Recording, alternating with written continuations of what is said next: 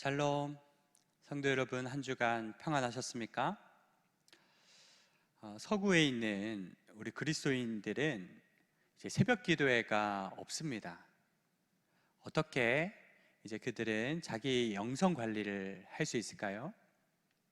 매일 아침 일찍 일어나 개인적으로 말씀을 읽고 묵상하고 기도하는 큐티 생활을 한다고 합니다.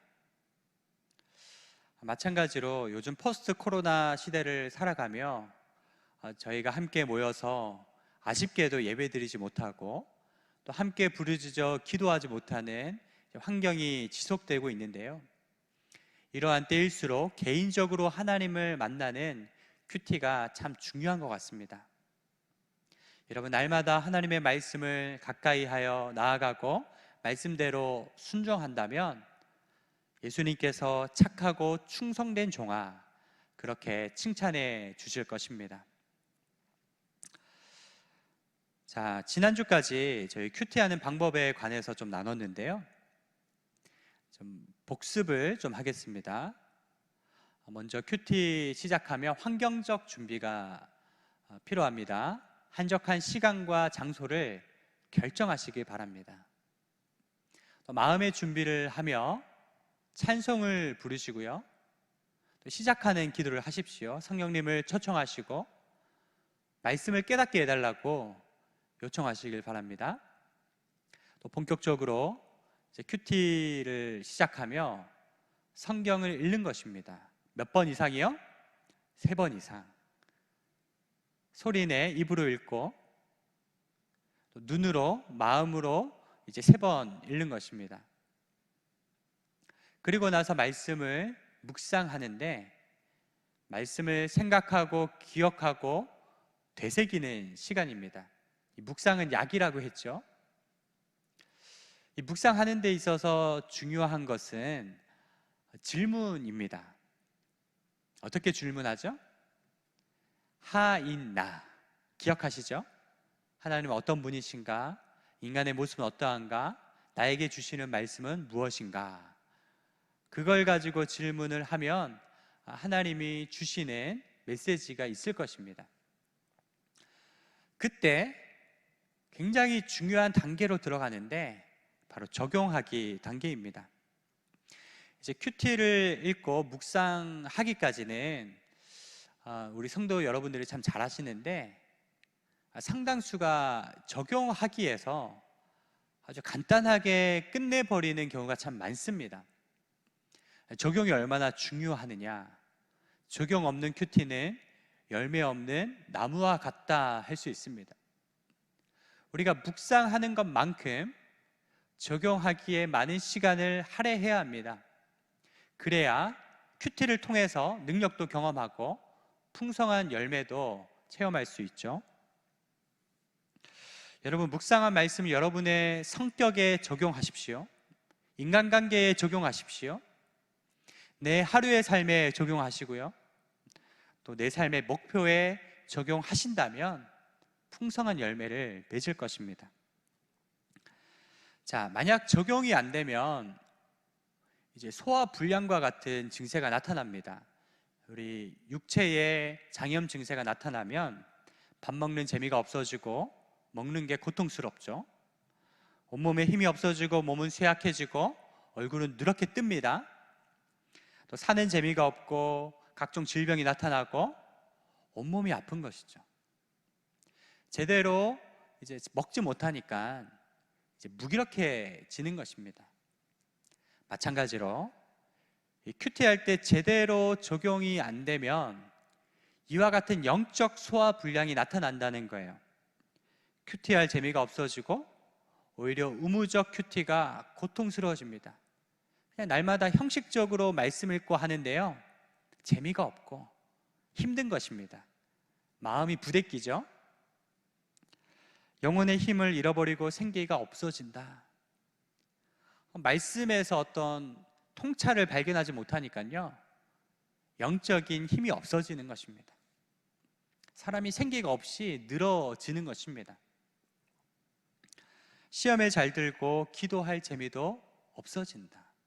말 한마디에도 잘 상처받고 기도가 부족하니까 능력 있는 충만한 생활도 못하는 거죠.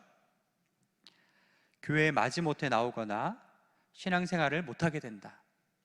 매너리즘에 빠져서요, 교회 나오는 것도 재미가 없고 급기야는 이제 신앙생활도 끊게 되는 현상이 나타나는데, 이러한 것들이 영적 무기력이죠.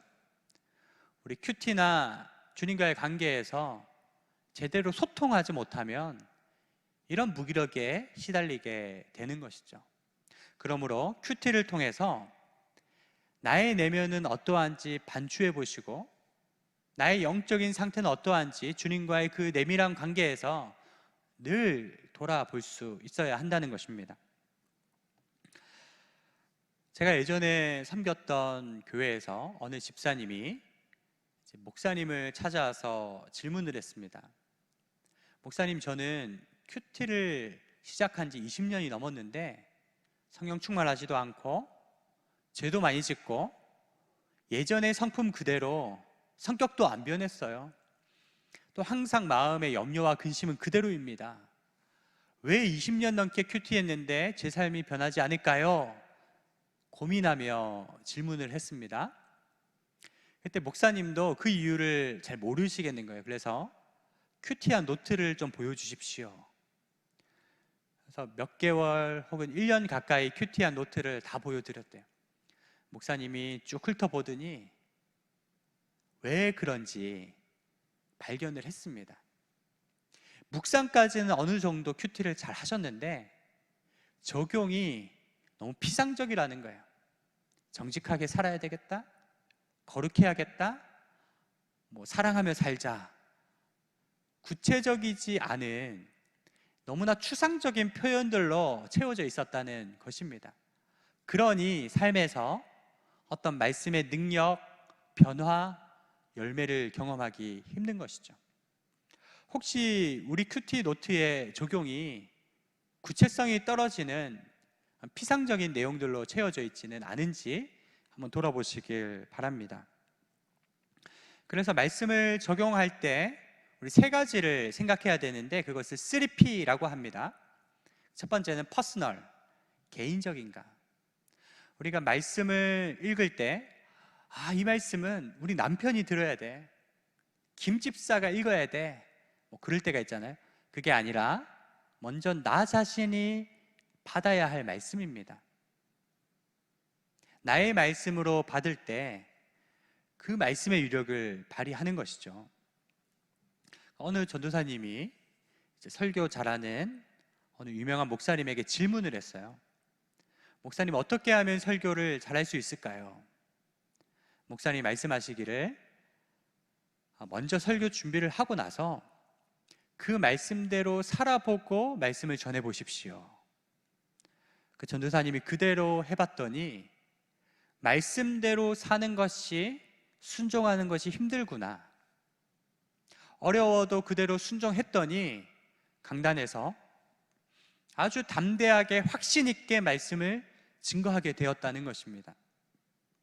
여러분, 말씀의 능력은 각 개인이 개인적으로 받을 때 그 능력을 체험할 수 있습니다. 자, 두 번째, 적용할 때는요, 실제적인가, 다른 말로 하면 구체적인가 하는 거예요. 말씀은 문학적인 것이 아니고요, 추상적인 것이 아닙니다. 굉장히 실제적이고 구체적인 것입니다. 아까 얘기했듯이 이웃을 사랑하자, 거룩하게 살자, 이런 식의 적용은 말씀이 머리에만 맴맴 맴돌 뿐 가슴으로 내려오진 않습니다. 말씀이 내 가슴을 치고 삶에서 능력으로 나타나려면요, 구체적이어야 돼요. 구체적인 적용의 대상, 시간, 장소, 방법 등을 정하고 기록해야 되는 것이죠. 예를 들어서 어떤 분이 동료 직원이 나 몰래 사람들에게 내 욕을 하고 다니는 것을 이제 알게 되어서 너무 화가 났어요. 당장이라도 찾아가서 멱살이라도 잡고 싶은데, 그날 말씀이 내 이웃의 눈에 있는 티를 보고 내 눈에 있는 들보를 보지 못하느냐, 그 말씀을 묵상한 거예요. 그래서 뭐라고 이제 적용을 했느냐, 내일 김 대리에게 내가 먼저 찾아가서 내 부족함을 인정하고 사과해야겠다. 그렇게 관계를 회복하기로 구체적으로 적용을 하는 것이죠. 자, 세 번째, 실천 가능한가? possible. 이제 우리가 너무 큰 적용들을 하게 되면 질리게 되어 있습니다. 너무 큰 목표는 이루기 힘들거든요. 아주 작고 사소한 것부터 단계적으로 하나씩 해 나가야 합니다. 올해는 절대 나쁜 말을 하지 말아야지, 절대 나쁜 생각하지 말아야지, 이렇게 추상적이고 또 모호한 너무 큰 목표는요, 이상일 뿐이지 우리 삶에서 이루기가 참 힘듭니다. 아주 구체적이고 실천 가능해야 한다라는 거예요. 예를 들어 오늘 읽은 말씀이 요한복음 13장에 예수님이 제자들의 발을 씻어주는 본문이다. 말씀을 묵상하면서 종의 마음을 품어야겠네, 낮은 자리로 내려가자. 그리고 항상 밑에 사람이 화장실 청소를 했는데 오늘은 내가 비밀리에 화장실 청소를 한번 해볼까? 또는 항상 설거지는 우리 남편이 했는데 오늘 내가 한번 설거지를 해야겠네? 이렇게 실현 가능한 삶의 아주 작은 부분을 실천하는 것입니다. 자, 이처럼 우리가 말씀을 우리의 삶으로 끌어들여 적용하는데요, 주의해야 할 점이 있습니다. 그것은 무엇이냐? 모든 말씀이 항상 우리 삶에 적용되는 것이 아닙니다. 너무 무리하게 상투적인 적용을 하게 되면 율법주의자가 되기 쉬워요. 그래서 억지로 적용할 필요가 없다는 것입니다. 하나님이 주시는 감동에 따라 자연스럽게 자원함으로 적용하시길 바랍니다.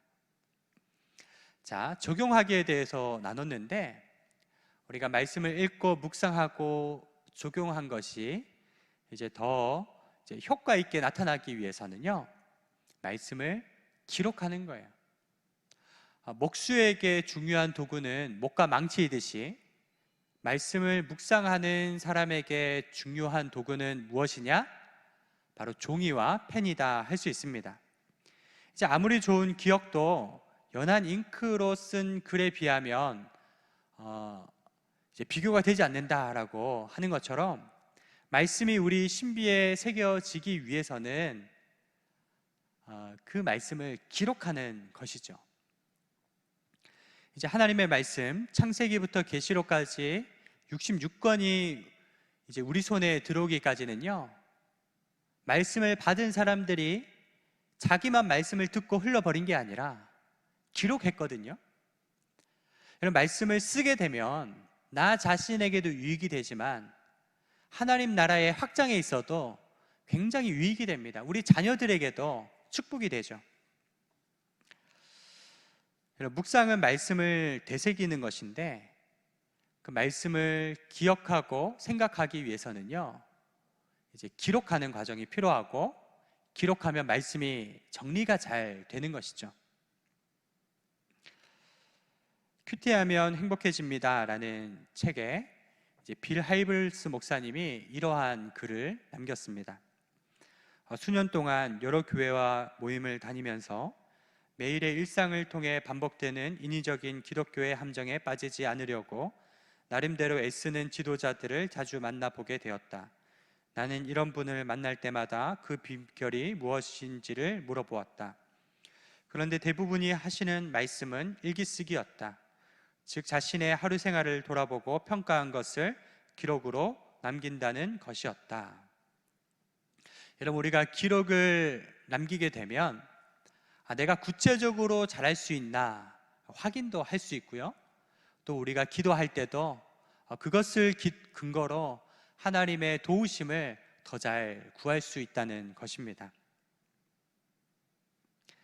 자, 우리가 기록을 하게 되면 어떤 유익이 있을까요? 깊은 묵상으로 인도한다는 거예요. 깊은 영성은 펜 끝에서 나온다라는 말이 있듯이 우리가 펜으로 이제 써 내려가면 더 깊이 묵상하고 말씀을 기억할 수 있게 됩니다. 또 기록을 하면 구체적인 하나님의 인도하심을 받을 수 있습니다. 또 적용을 구체화할 수 있고요. 자기 평가의 얼굴이 될 수 있습니다. 다른 사람들과 나눌 때 자신을 좀 더 솔직하고 진지하게 보일 수 있고요. 또 기도에 대한 하나님의 응답을 확인할 수 있습니다. 기록하면 그 말씀을 나의 신비에 새기게 되고, 뿐만이 아니라 구체적으로 하나님이 어떻게 응답하셨는지도 우리가 확인할 수 있는 것이죠. 자, 어떻게 기록하느냐? 본문에 나타난 하나님의 성품과 행위를 기록하시고요. 묵상을 통해 떠오르는 감정들을 감동과 함께 기록하십시오. 또 질문을 통해 깨닫게 된 것을 기록하십시오. 주님이 나에게 뭐라고 말씀하신다, 이렇게 쓰세요. 주님이 나에게 사랑하라고 하신다, 거룩하라 하신다. 또 기록은 구체적인 표현으로 하는 것이 좋습니다. 자, 우리가 이제 적용하기와 기록하기에 대해서 나눴습니다. 이제 마지막 큐티를 마무리하며 기도하는 것입니다. 이 기도하는 것은 적용 기도 혹은 반응 기도라고 할 수 있습니다. 우리가 말씀을 묵상하고 결단했는데 그렇게 살아내려면 하나님의 도우심이 필요하거든요. 그래서 이 적용 기도의 가장 좋은 모델은 예수님의 겟세마네 기도입니다.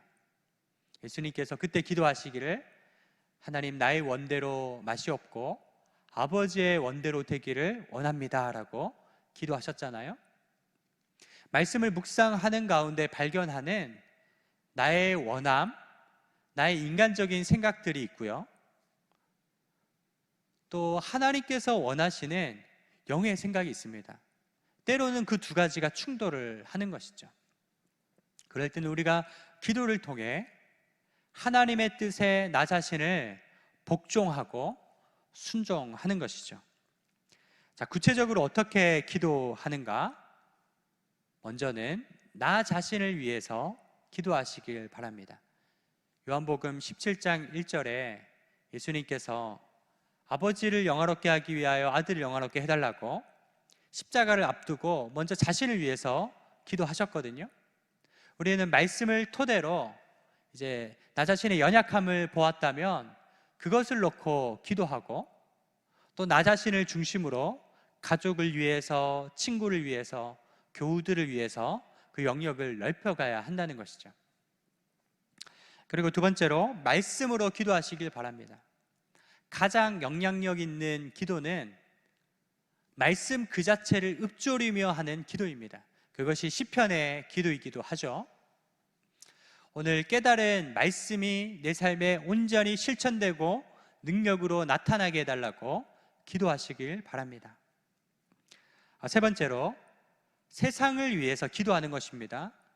요즘 우리나라의 기도 제목이 굉장히 많죠. 또 우리 교회를 위해서 기도해 주시고요. 주변에 중보 기도가 필요한 분들을 위해서 기도하는 것, 그것은 곧 하나님의 나라가 이 땅 가운데 임하게 해달라는 간절한 기도인 것입니다. 여러분, 이렇게 수직적으로는 이제 하나님 나라를 위해서 기도하고, 또 수평적으로는 주변 사람들과 또 나 자신을 위해서 이제 기도할 때 이 큐티는 굉장히 파워 있게 들어가게 되는 것입니다. 자, 그렇게 기도를 하는데 또 좋은 기도 방법을 하나 알려드리겠습니다. 이제 사도행전을 영어로 액츠라고 하죠. 그 스펠링, 그 앞글자를 하나씩 따서 네 가지 순서로 기도하는 것입니다. 그 첫 번째는 adoration, 찬양하는 기도. 오늘 본문 말씀을 읽고 하나님의 행위와 성품에 대해서 하나님을 높이는 기도, 왕이신 나의 하나님, 하나님을 찬양하는 그런 기도를 드리고요. 두 번째는 confession, 고백. 오늘 말씀을 묵상하며 나 자신의 연약함들, 오늘 발견한 은밀한 나의 죄악들, 욕심, 탐심, 그런 부분들을 놓고 고백하는 기도를 드리십시오. 세 번째는 땡스기빙, 감사의 기도. 오늘 주신 말씀을 위해서 감사드리고 하나님이 앞으로 행하실 일들을 믿음으로 감사하십시오. 네 번째는 supplication, 간구하는 기도입니다. 인간이 나의 필요와 하나님 나라의 필요를 놓고 간절히 간구한다면 하나님이 그 큐티를 통해서 주님의 신실한 길로 우리를 인도해 주실 것입니다. 성도 여러분, 큐티는 하나님이 주신 정말 보물과 같은 선물입니다. 우리가 지속적으로 큐티에 나간다면 이렇게 어려운 상황이지만 하나님께서 우리 내면을 변화시키시고 또 영적인 풍성한 열매를 맺게 하실 줄로 확신합니다. 이번 한 주간도 말씀과 함께 성령님과 함께 승리하시길 축복합니다.